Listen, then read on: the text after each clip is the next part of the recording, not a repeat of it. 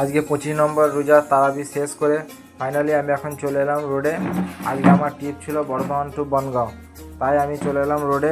এখন গাড়ি আমার রেডি, এখন আমি গাড়িতে যাবো। এখন আমরা এখানে টোল কাটাবো, তাই জন্য আমরা টোলের জন্য আগে দাঁড়িয়ে আছি। তো ফাইনালি আমাদের এখন টোল কাটানো হয়ে গেছে, টোল কাটিয়ে আমরা বেরিয়ে পড়লাম। গাড়ির টোল ফাস্ট্যাগ হয়ে সবারই সুবিধা হয়েছে, গাড়িওয়ালাদেরও টোলওয়ালাদেরও। তো বন্ধুরা, আমরা এখন 4 লাইন শেষ করে সিঙ্গেল রোডের কাছে চলে এসেছি। এখানে কিছুটা জাম ছিল, দেখো কত বড় বড় গাড়ি আসছে। আমাদের গাড়িটাও ছোট না, এটাও 40 ফুটই লম্বা। তো এখানে রাস্তা খারাপ, তাই একটু কষ্ট হচ্ছে। এখন আমরা চলে এসেছি নবদ্বীপ রেলগেটে, আর নবদ্বীপ রেলগেটে এসে দেখি একটা লোককে একটা বাইকওয়ালা অ্যাক্সিডেন্ট করে দিয়ে চলে গেল। তো ফাইনালি তখন আমার ক্যামেরাটা অন ছিল না, তাই আপনাদেরকে আমি দেখাতে পারলাম না অ্যাক্সিডেন্টটা। এখানে লোকটাকে এমনভাবে অ্যাক্সিডেন্ট করেছে, লোকটি দেখো কীভাবে পড়ে আছে, হয়তো হালকা ড্রিঙ্ক করেই ছিল লোকটা।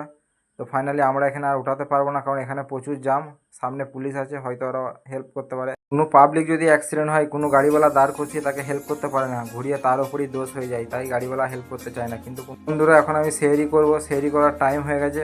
তো ফাইনালি আমি হোটেলে গাড়ি দাঁড় করিয়ে দিয়েছি, তাই একটু ফ্রেশ হয়ে সেহরি করার জন্য রেডি হয়ে গেলাম। বন্ধুরা, সবাই ভালো থাকুন, সুস্থ থাকুন, লাইলাতুল কাদরের নামাজ আদায় করুন। তো সামনে বছর আমরা রোজা নাও পেতে পারি, তো সবাই সবারই জন্য দোয়া করুন, নামাজ পড়ুন বেশি বেশি।